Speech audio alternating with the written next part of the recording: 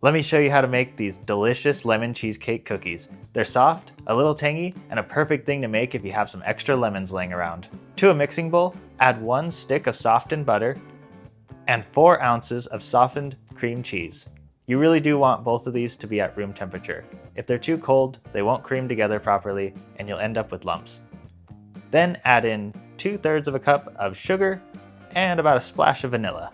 Whisk that together really well until it's well mixed and airy.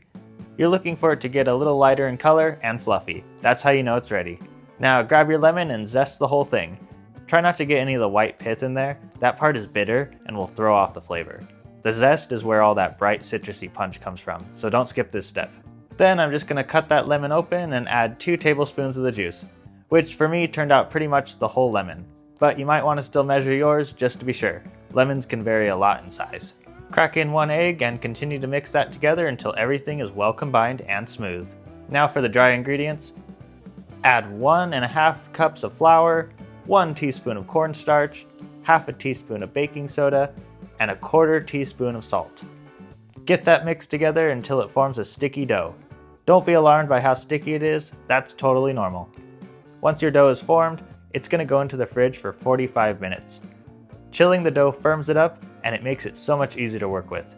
And it also helps the cookies hold their shape while baking instead of spreading out too thin, so don't skip this step. Once your dough has rested, roll it into balls and place them on a lined baking sheet. This recipe should make about 12 cookies, and then you're going to bake at 350 degrees for 11 to 13 minutes.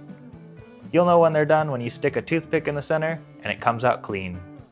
While those are baking, let's throw together the icing.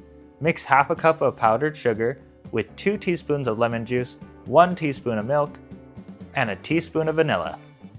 Stir that together until it's smooth.